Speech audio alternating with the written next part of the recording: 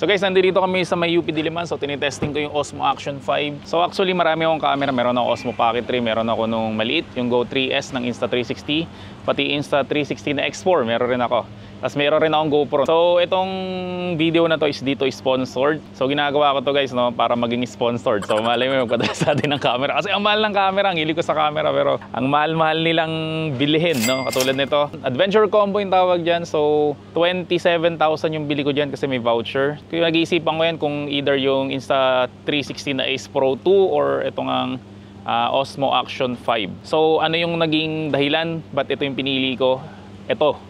Yan, yung nakasabit sa dibdib ko. Yan yung mic. Kasi guys, sobrang importante sa akin ng audio. Kasi naniniwala ako na kalahati ng magandang presentation ng video is yung audio, no? So kung ang ganda ng video mo pero ang pangit naman ng audio mo, wala rin kwenta yon. Okay, so ito yung dahilan. Kasi sa Ace Pro, pwede mo rin ito ikabit kaso hindi siya masyadong integrated. Di ka mukha nito kasi ito, DJI mic rin to.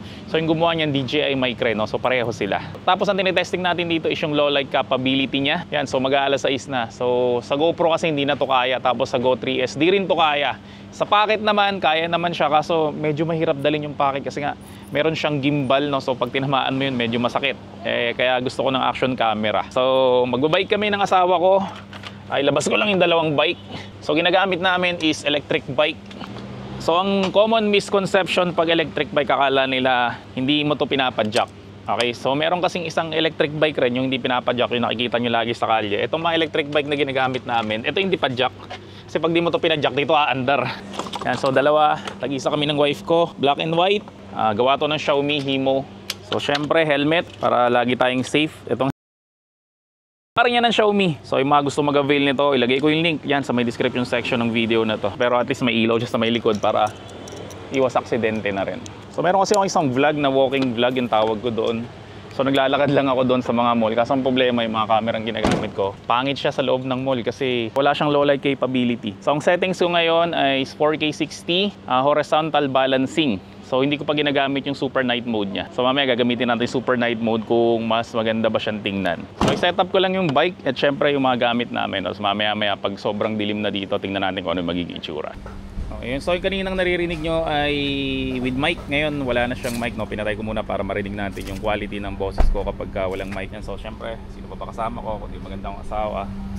Then ito, yung gusto ko kapag ka-action camera, yung pwede mo i-ganyan-ganyan eh. Sa Osmo Pocket kasi pag ginanon mo, medyo na-late yung kanyang response. Pero syempre, the best pa rin yung Osmo Pocket pagdating sa mga cinematic na mga video, no? Kasi meron siyang bokeh effect sa may likod. Ito, wala to. Talagang buong paligid, lahat siya cleared. Bago natin gamitin yung bike, pakita ko muna sa inyo yung low light capability niya. So, yun nga, ang oras ngayon is 5:20 na. Yan, so ito yung settings ko na 4K 60 horizontal balancing. Yan, so sinet ko na siya ng super night mode or super night view. Nakalimutan ko yung tawag sa kanya. Pero pag nakaganito ko is hindi siya 4K 60, nagiging 4K 30 lang siya, tapos wala siyang horizontal balancing pero meron siyang Rocksteady Plus. Okay, so tingnan nyo kung ano yung mas maganda sa dalawa. Yan, so ito yung super night mode. Tapos ang isa pa sa maganda dito sa may Osmo Action 5 is magnetic lang siya, no? So madali siyang alisin, di ka mukha sa GoPro, kailangan mo pang ikutin ng ikutin. Yan. Yan, so ganun lang guys, naalis ko na siya. So ito yung gagamitin natin, neck mount para sa ating biking. So subukan ko muna habang may araw pa naman ay wag muna yung super night mode. So yung isang quality muna. So ang settings ng camera ko is naka horizontal balance siya. So pag naka horizontal balance, hindi siya ganun ka-wide. Hindi talaga gumagamit ng wide angle. Ayoko ng distortion, may distortion sa may gilid. So lagi ako naka horizontal balancing. Sa may GoPro naman, tawag doon horizontal lock. Para pantay lang lag yung pinakasahig. Yan, makikita nyo na kahit na magewang-gewang tayo, dahil nga nagbabike tayo, yung makikita nyo yung sahig o yung pinaka-land surface natin is pantay lang siya. Hindi siya yung parang nakaganon or nakaganon. Yan, kasi up to 45 degrees raw yung kaya niya. So kapag lumagpas ng 45 degrees, ang nangyari yung video, nagiging portrait na. Or umiikot na talaga siya ng tuluyan. Tapos ang isa pa sa kinagandahan kapag mayroon kang mic, yan na mismo. Napapansin nyo na maandar tayo, malakas ang hangin dito, nagbabike tayo. Pero papansin nyo walang masyadong tunog yung wind. So may wind reduction siya kasi yung mic natin meron siyang wind muff. Di ka mukha ng kapag direct siya sa may camera yung recording. Nako, puro tunog ng hangin yan. Yung parang Mga ganun siya. So habang may araw pa, dun muna tayo sa wag muna yung super night mode. Kasi mamaya natin gagamitin yun pag talagang sobrang dilim na. So yung Insta360 Ace Pro naman, ang nakita kong ginagandahan niya, meron siyang 8K, tapos yung ano niya, yung sa may lighting niya, halimbawa against the light ka, kita pa rin yung mukha mo dun eh. Pero dito sa may Osmo Action 5, hindi na masyadong kita, medyo madilim na. Pero ang talagang selling point sa akin dito is yung integration niya dun sa may DJI Mic 2. Sobrang importante talaga sa akin ng mic. Pag walang mic, ay nako, ang pangit lagi ng audio, kasi sobrang importante talaga ng audio para sa akin. So kung content creator ka ngayon, mag-invest ka sa mic. So ilagay ko sa wife ko yung camera. So again, sobrang importante sa akin ng mic talaga sa paggagawa ng mga content. Kasi kapag ka-content creator ka, kalahati talaga ng quality ng video mo is yung audio. So kapag ang ganda ng video mo, kahit 4K yan, 8K yan, pero ang pangit naman ng audio mo, wala rin kwenta. Lalong-lalo na sa trabaho ko, no? Kasi nga, vlogger ako, YouTuber. Kaya kailangan talaga maganda yung audio ko. Naririnig yung sinasabi ko, lalo na tutorial ako. So sobrang importante ng boses ko talaga. So yan ang naging selling point sa akin kung bakit Osmo Action yung binili ko. And pangalawang selling point sa akin ay mas mura siya. Okay, kasi yung presyo ng Insta360 Ace Pro, yung base price niya lang, same presyo na ng Adventure Combo nito. So sa Adventure Combo, marami na siyang kasama. So kasama sa Adventure Combo, syempre, 3 battery. Hindi ko akalain na gano'n na pala kaganda ang battery ng mga camera ngayon. No? Kasi yung GoPro ko dati, 30 minutes lang, lobat na. Pero this time, umaabot raw siya ng 4 hours. Siguro kapag ka 1080p yun. Pero yung mga napanood ko ng mga YouTuber, kapag 4K 60, maabot siya ng 1 hour 40 minutes. So sobrang tagal nun. Sobrang tagal nun. Grabe yun. Para sa action camera. Tapos hindi raw siya overheat kasi yung GoPro 10. Ay nako, pag ginamit mo lang siya, mag-overheat na kaagad. So yun nga, may 3 siyang battery. Syempre yung compartment ng battery niya, which is ginagamit na rin as charger. Then syempre yung mga mount kasama na, yung pinaka selfie stick kasama na rin yon. Pero marami nang kasama yung adventure package to. Kasi pag bumili talaga ako ng DJI, hindi ko binibili yung base. Ang binibili ko lagi yung may combo. Kamukha nung Osmo Pocket ko. Bilili ko nun yung creator combo naman yung tawag nila. So kung follower kita sa vlog ko sa The Printing Shop, dati kong ginagamit is syempre cellphone lang kasi wala pa tayong budget. Then sumunod, cellphone na mas maganda kasi nagka-budget. Then sumunod is CV1. So ginamit ko ngayon is yung Osmo Pocket kasi sumusunod siya. Yung meron siyang active tracking. So kapag gumagalaw ka, sumusunod sa yung camera. So parang meron kang camera man na sarili. So ito rin, meron rin siyang ganun eh. Alam ko meron rin siyang ganun. Kaso 1080p nga lang. Pero sa vlog ko naman kasi ginagamit ko lang naman 1080p. Kasi hindi naman siya adventure vlog eh. Or travel vlog, hindi naman siya ganun. Yan, so kanina pa tayo nagbabike, ang oras is 5:30 na. Yan, so tinawag ko na asawa ko, nagulat siya kasi namatay yung screen raw. Tapos nakalagay na lang is numbers na lang.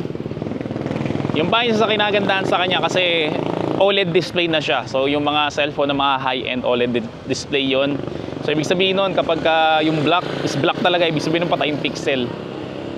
Kaya mas matipid siya sa baterya. Then sa may Insta360 Ace Pro, yung flipping screen, ayaw ko nun. Kasi ang hirap nga naman nun, no? Tuwing i-face front mo o isa-selfie mo yung camera, kailangan mo nang i-flip lagi yung screen mo. Nakakatamad yun. Di ka mukha nito, na dalawa na yung screen niya. Sabi nila, mas malaki naman rin magiging screen mo. Hindi pa rin worth it yun para sa akin kasi hindi naman ako mahilig tumingin sa screen. Lagi ako nakatingin dun sa may lens. Yan, so medyo madilim na talaga dito. Siguro i-on na natin yung super night mode. Yan, so nakakabit pa rin yung mic ko, tapos 540 na yung night mode, i-on natin. Using ko lang konti yung camera. So tingnan natin kung steady pa rin siya at tingnan natin kung ano yung pagkakaiba niya sa hindi night mode. Kaso problema dito is naka 30 frames per second lang siya. So let's go. So pag nagbabay kami, dito lang talaga sa may UP Diliman. Para malapit lang. Kasi lagi na may nagja-jogging dito. So kami naman, biking naman yung ginagawa namin. So again guys, e-bike ginagamit namin kasi siguro mahirapan na ako pagka ordinary bike. Alam mo naman, tumatanda na tayo. Yan. So kapag ka e-bike yung gamit namin, nakita nyo, pinapadya ko pa rin siya. Hindi siya yung ginaganon lang ng motor. Actually, pwede mo rin naman itong iganon. Kaso, syempre, hindi na namin ginagawa. Yan, medyo matigas na nga ito kasi hindi ko siya ginagamit talaga. So ang e-bike na ginagamit ko is yung Himo, nagawa ng Xiaomi na Z20. So kung gusto mong bumili rin nito at makapag-exercise ka rin, kasi medyo mahal nga lang to. Ang price niya ngayon sa market is 45,000 ang bawat isa nito. So dalawa yung sa amin, isang black saka isang white. Siyempre yun lang naman yung available na color. Yan, so makikita nyo na medyo lumalayo ko dun sa may wife ko. Alam ko ilang meters nga ba to, 30 feet rin siguro kung Bluetooth lang to kasi Bluetooth lang yung mic niya. 30 feet yun. So kung wala naman ngayong DJI mic tapos bumili kayo nito, pwede yung ordinary mic lang basta type C. Yung pa isa sa kinagandahan kapag ka Osmo Action, kasi sa Insta360 saka sa may GoPro meron pang mod case yan Ibig sabihin nun, may bibiling ka pa na case na separate na medyo mahal rin, libo rin yun, para lang makapagkabit ka ng mic. Di ka mukha nito, pwede ordinary mic, diretsa na kaagad nakabit. So syempre katulad nyo rin ako, kaya nga kayo nanonood nito, nagre-research rin kayo. At ako yung nagre-research rin kung bakit ano nga yung bibilin ko. Actually talagang nakaset na yung mata ko na bilhin is yung Insta360 Ace Pro. Yun talaga yung bibilin ko, yun talaga yun kasi bagong labas yun, di ba? Akala ko naman kasi itong Osmo Action 5 is sobrang tagal na. Kaka-release lang naman pala nito last month. Tapos DJI pa to, alam niyo naman ng DJI, di ba? Malupit talaga yun sa pagdating sa camera. Kasi marami na ako naging DJI, naging kamera na ako ng Pocket 1, Pocket 2, Pocket 3. Siyempre, pati drone, nagkamera na rin ako, yung Tello. Part 2 pala ng DJI na drone. Nagkamera na rin ako noon, pero yun yung lumipad sa may bubong Tapos nahirapan ako makuha, kaya mula nun din ako nagdo-drone. May bago silang release ngayon na drone, which is yung DJI Neo. So di ko pa binibili kasi binibenta ko pa yung drone ko na hindi pa rin nabibili hanggang ngayon. Hirap talaga magbenta ng camera. So malakas ang hangin dito. So rinig ba yung hangin sa may mic ko? Kung hindi yan rinig, so very effective talaga yung wind muff natin. Kaya hindi tayo nakakarinig ng any noise from the wind. Okay, so punta naman tayo doon sa isa pa namin pinupuntahan na lugar, which is yung mat, yung paikot-ikot lang. Yan, so ang oras is 5:45 na. At yan, ano ba, kumusta ba yung quality ng ating video? Okay ba yung low light natin? Kasi yan talaga yung dahilan kung bakit ko to binili, para sa may low light. Kasi meron nga akong GoPro, grabe guys, basura ang GoPro pagdating sa low light. Huwag ka nang umasa. Pero sabihin naman ng iba na, ba't ka bibili ng action cam kung low light mo gagamitin? Ako na nga yung isa sa mga example nun na gagamitin ng camera sa low light condition. Like sa may loob ng mall, kasi nga katulad na sinabi ko, meron pa akong isang vlog, which is yung walking vlog na naglalakad lang sa loob ng mall. Tapos ganito, sa mga ganitong lugar. Ang GoPro, wala na. Pag ganito, wala ka nang magagamit na footage. Pati yung Go 3S ng Insta360, basura rin yun pagdating sa low light. Pero maganda doon, maliit siya. So mga trick shot lang ang nagagawa nun. So again, marami yung camera. Yung una, yung Osmo Pocket 3. Yun ang pinaka main camera kong ginagamit sa mga vlogging. Kasi nga may bokeh effect shot. Saka yung mic, which is gawa nga rin ng DJI. So pwede mo siyang iswap. Ito kasing ginagamit ko na mic ngayon is galing nga doon sa may Osmo Pocket 3.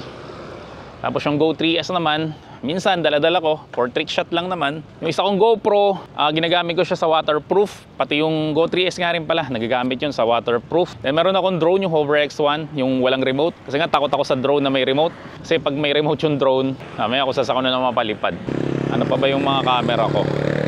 Yung Insta360 X4, yun, isa rin sa mga magagandang camera yung, kaso for trick shot lang rin yun, hindi talaga yun for main camera. Kasi ang mahirap naman doon, kapag ka nag-shoot ka na, di ba yung sinasabi nila, shoot now, edit later. Yun yung ayaw ko Yung mag-shoot ka ngayon, edit mo mamaya. Grabe, doble trabaho pa. Pero maganda yung sa mga trick shot. Tapos yung lahat ng angulo makukuha mo. Yan, so kung may gusto kang makuha ang angulo or mabibilis na mga movement, yun ang the best talagang gamitin. Yung Insta360 kasi pwede mong i-edit siya mamaya-maya. Tapos kapag ka nagbo-blow ng candle, yan yung mga gamit ko dun Nagbo-blow ng candle sa mga cake para lahat ng angulo kita. Hindi mo na kailangan i-shoot kung sino ba yung gusto mong makita. Kasi kahit sino makikita doon, kahit ako na usually nasa likod ako ng camera, makikita ko rin yung sarili ko. Yan, so sana magandang footage nito para makita natin mamaya pag nasa editing process na tayo.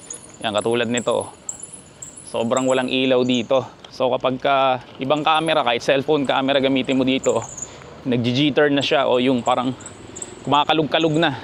Pero sana mamaya pag nakita natin, hindi pa siya kumakalug-kalug. Meron tayong ilaw, which yung headlight. Ano, okay ba? Kumusta yung performance niya sa ilaw na ganyan lang kahina? Yan, so dito wala na. Mga bumbilya-bumbilya na lang. Yan yung gusto ko makita kung okay ba siya. Sa Osmo Pocket 3, walang problema yan. Kayang-kaya ng Osmo Pocket 3 yan.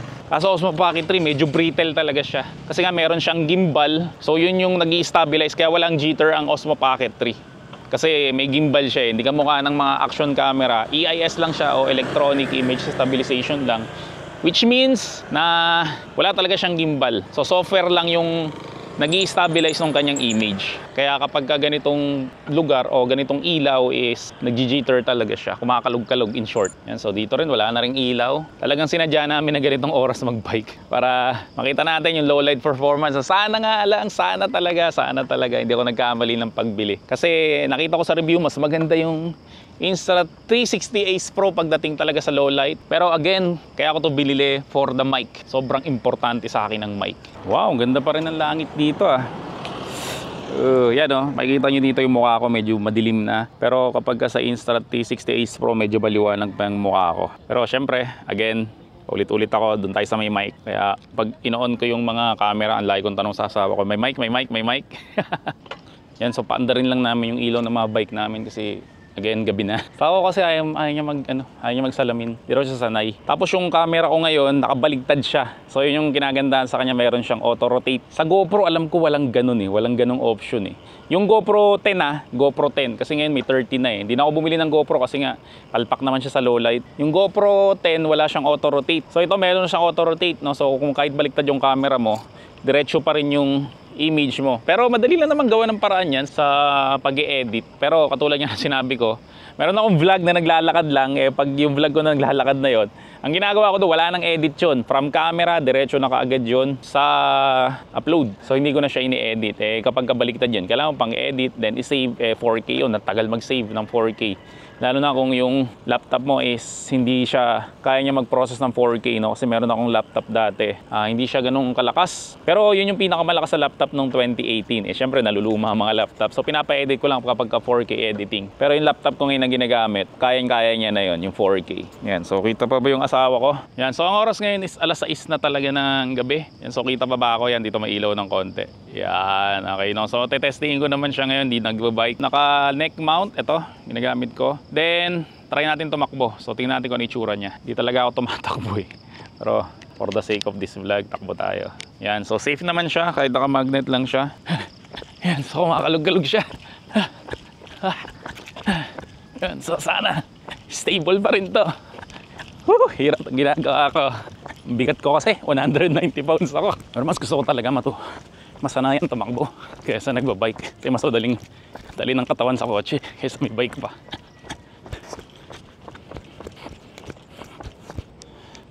Pagod kagad ako. So ngayon, hawak ko naman siya. Takbo tayo. Hindi na lang, kalahati na.